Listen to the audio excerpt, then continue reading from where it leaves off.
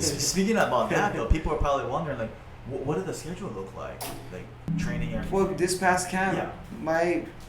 I knew about this fight for 5 weeks, so for 4 weeks straight, we're training 2 to 3 times a day, Monday through Saturday, resting on Sunday, maybe going for a run. You know what I mean? And in between that, that's like also making sure, you know, just strict diet. You know what I mean? Logging everything, counting everything, cooking your own food. You know what I mean? And that's pretty much what it takes. You know what I mean? Eat, sleep, and breathe that. You know, any moment I get, I'm resting. You know, my body so I can get back up and perform the next day. You know, a lot of sparring rounds, a lot of technical rounds, a lot of everything. Just It's just chaotic. It is chaotic. And then you roll into the fight week, and then you got the last weight you got to get off, and then you got that media stuff you got to deal with, and you got to travel, and then you got to make that weight, and then you got to like reload the body, then you got to wait for your main event fight. You know what I mean? And then next thing you know, you're walking out, and then boom, it's done, and then you're like, wow. And that's not including the emotional, you know, side of it, because it takes a lot on you. It takes a toll. More, I would feel, my opinion, that it would take more of a toll on the person emotionally and mentally than physically, right? There's a lot that goes into it than just the physical side. You know, being there at practice, rolling, fighting, hitting pads, you know, sparring and things like that. There's much more. Yeah, and then life. You know, there's life also. Like I'm a dad. I have a daughter. You know, like luckily right now I get to train full time. You know what I mean? I don't need to really work on job right now, but in the past I've, you know, full days of work doing tile. I worked at the hotel. Like there's just, like he said, there's just so much that goes into it, and people must just think I'm crazy, you know what I mean? But I am somewhat crazy, like. But that's what fuels me to live, you know what I mean? And like, I know I'm not gonna do it forever, but in the short window that I have, I'm living it, man. I'm just, you know, you gotta live life, you know, take risks.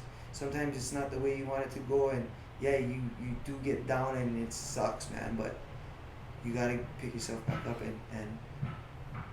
and keep going, because you don't know where this journey is gonna take me, us.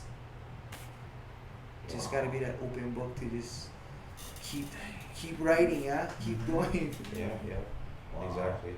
And like what he was saying too, you know, it outside of him having to be this fighter, you know, he has to have that responsibility of being a dad, and, you know, a brother, a husband, you know, and still balance all of that. And so, you know, for the most part, people just see the end result. They don't see all the behind the scenes stuff and the sacrifices he's making and things like that. So, you know, as a fighter, you know, again, people just see the glory or the glamorous side of things. They don't see that side of the sacrifices that he has to make, you know. And again, it's much more than physical, you know, it's emotional and mental.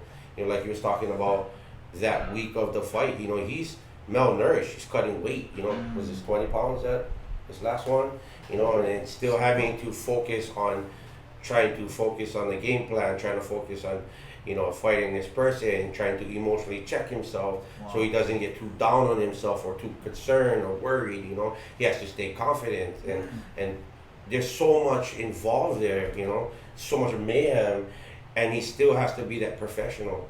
And so, you know, like, if we're talking to the listeners out there that don't know nothing about MMA or haven't seen that side of it, that's the perspective, right? You know, it's much more than him just going to the gym and putting work in on the mats and hitting mitts and hitting the bag, you know. He has to balance his whole thing in the background of emotions and mental, and, you know, again, being a dad, a father, and all that stuff. So it's not easy. Only fighters know the feeling, right? Only fighters know the feeling, whether you're amateur or pro. You know, they know what comes with the emotions. They know what comes with the sacrifices they have to make to be a fighter. Any real one that sacrifices, you know, these things for a fighter will understand. So. that's just elaborating on what he was saying.